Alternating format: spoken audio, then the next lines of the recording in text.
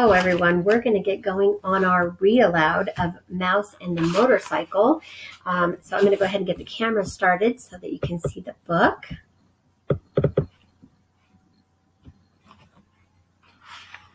All right, so we started where we left off yesterday.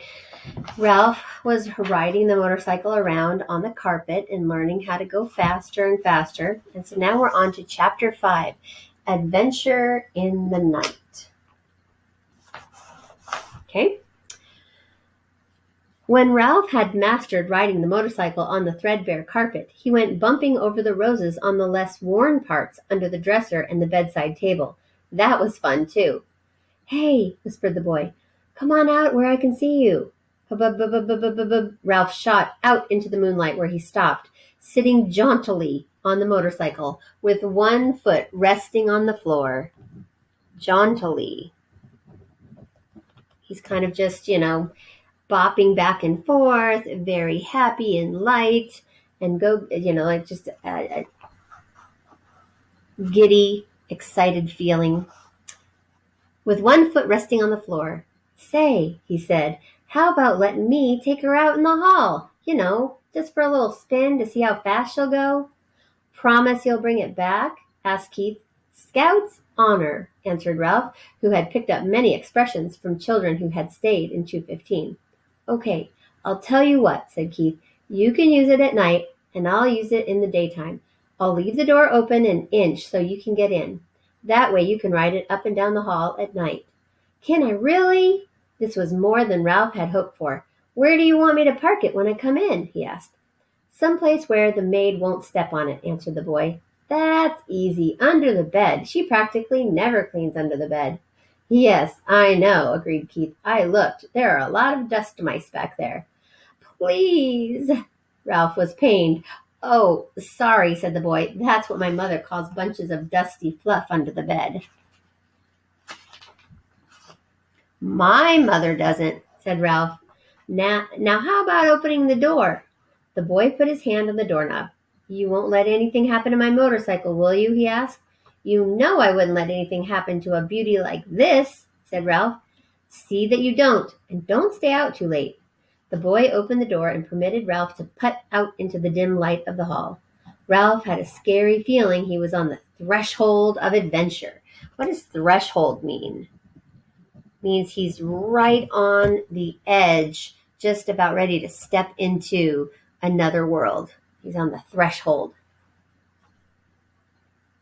All right. Where I lost my spot. Okay. There were no beds or chairs for him to dart under in case of danger. The floor creaked. Someone was snoring in room 214 across the hall. Outside in the pines, an owl hooted, sending prickles up Ralph's spine. Ralph controlled the trembling of his paws while he hesitated outside the door to consider the possibilities of the hall. Hesitated. Why would he hesitate? Why would he wait? Pause for a moment. To consider the possibilities of the hall, which was carpeted down the center, leaving two smooth highways of bare floor on either side along the baseboards. It did not take Ralph long to decide what to do. He picked up his tail, took a deep breath, bent low over the handlebars, flattened his ears, and sped down the straightaway as fast as the motorcycle would go. He could feel his whiskers swept back by the force of his speed. It was glorious. Ralph had never ventured so far from home before. The old wooden hotel, cooling in the night air, snapped and creaked, but Ralph was brave. He was riding a motorcycle. He passed room 213, ran out of breath. Let momentum carry him past. Remember momentum yesterday? So he ran out of breath, but it's still moving because he had been going so fast. Carry him past another noisy snorer in room 211. On down the hall to the elevator. The mysterious elevator that carried people to that wonderful place Ralph had heard so much about. The ground floor. When Ralph came to the stairs, he stopped to look down, knowing it was impossible to ride a motorcycle downstairs, and at the same time wishing he could see for himself the wonders that lay below. He sniffed the air, and it seemed to him that he could smell the strange foods he had heard about. Cinnamon buns with sticky frosting, turkey, stuffing, and pancakes with maple syrup. A ray of moonlight from a window glinted on the glassy eye of a mounted deer's head. Over the stair landing and over the deer's head, over the stair landing and startled Ralph. Let me reread that. Sorry, guys. A ray of moonlight from a window glinted on the glassy eye of a mounted deer's head over the stair landing and startled Ralph, sending him off down the hall, past the broom closet and the linen room, to the end of the hall, where he executed a sharp turn and started back. Executed. What do you think that means? Executed. A sharp turn and started back. So he was able to make it happen perfectly with the speed and the caution and perfection that he needed. Exhilarated by speed, feeling so good, Ralph raced up and down. Once, when he heard some people getting out of the elevator, he had to duck behind the curtain of the window at the end of the hall. Toward midnight, he passed his Aunt Sissy scurrying along the baseboard. He waved and nearly lost control of the motorcycle. Aunt Sissy stopped to stare while Ralph rode on, feeling pleased with himself and at the same time sorry for Aunt Sissy, poor frightened thing with only her feet to carry her from one crumb to the next. Up and down the hall raced Ralph until after an especially noisy burst of speed outside room 211, he was startled to hear a dog bark inside the room. Now it was Ralph's turn to be frightened. Uh-oh, he thought, I'd better be careful. If there was one thing Ralph disliked, it was people who traveled with dogs. Dogs always sniffed around where they had no business sniffing. Once a dog had even barked into the mouse hole in room 215. It was days before Ralph's mother got over that. Ralph heard someone moving around inside room 211, and looking back over his shoulder, he saw the door open and a tousled man in a bathrobe and slippers appeared carrying a little terrier, tousled like his hair's all a muss because he was sleeping, so he doesn't look like he's all put together. In a bathrobe and slippers appeared carrying a little terrier. The man looked cross and sleepy as he started down the hall toward the elevator with his dog. He was walking straight toward Ralph. Realizing he was taking a chance, Ralph speeded up the motorcycle. If he turned and headed back to room 215, he would have to pass the man. It was better to continue toward the elevator and hope he could find a place to hide. He raced on down the hall. The wild barks of the little terrier told Ralph that he had been seen by the dog, if not by the man. "Shut up," muttered the man to his dog. "I'm going to walk you. You don't have to wake up the whole hotel." Ralph reached the elevator where he drove around behind the ashtray on a stand beside the elevator door. He stopped and waited, tense and frightened. Outside an owl was silent and hooted again. A sudden breeze rattled windows and banged a door. Ralph's teeth began to chatter. The dog whimpered, but the man walked straight past Ralph, pushed a button, and in a moment stepped into the elevator. "Whew," thought Ralph, when the elevator door had closed on the sleepy man and his noisy dog. Maybe he had better lie low for a while. In a few minutes, the elevator returned to the second floor. As the man stepped out, the little dog looked over his shoulder and spied Ralph, parked behind the ashtray stand. Because the dog was a captive and he was free, Ralph could not resist sticking out his tongue and waggling his paws in his ears, a gesture he had learned from children in room 215, and one he knew was sure to arouse anger. So he knew it was going to make the dog mad. "Let me at him," barked the little terrier. "Cut it out," grumbled the man, fumbling for the doorknob of room 211, while Ralph, a daredevil now, rode in a giddy circle around the ashtray stand. He had a feeling of cockiness he had never known before. Who said mice were timid? Ha! When the morning song of birds in the pines grew louder than the snores of the guests, and dawn slipped through the window at the end of the hall, Ralph knew it was time to return to room 215. There, he was shocked to discover the door shut. Only then did he recall the draft in the night and the slam of a door. He got off the motorcycle and pounded on the door with his fist, but what sleeping boy could hear a mouse beating on a door? Ralph knew from experience that he could flatten himself out and crawl under the door of room 215, but there was no way he could get the motorcycle through the crack, not even by laying it on its side and pushing. The handlebars were too wide. Ralph dismounted from the motorcycle, sat down, and leaned back against the baseboard, prepared to guard the motorcycle until Keith awoke and discovered the door blown shut. He was tired after a night of such great excitement and full of dreams. Now that he had seen the hall, he could no longer be satisfied with room 215. It was not enough. He longed to see the rest of the world, the dining room and the kitchen and the storeroom and the garbage cans out back. He wanted to see the game room where he had been told grown-up people played games with cards and balls and paddles. He wanted to go outdoors and brave the owls to hunt for seeds. Ralph, a growing mouse who needed his rest, dozed off against the baseboard beside the motorcycle. After the experiences of this night, he would never be the same mouse again.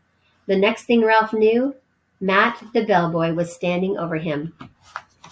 "Aren't you out pretty late?" Matt asked, causing Ralph to jump to his feet, even though he was not entirely awake. "You should have been in bed long ago, but I suppose you were out till all hours speeding around on that motorcycle?" Ralph had seen Matt many times, but this was the first time the old man had spoken to him. He was astonished to discover they spoke the same language. Even so, Ralph stood in front of the motorcycle. Anyone who tried to take it away from him would have to fight Ralph first.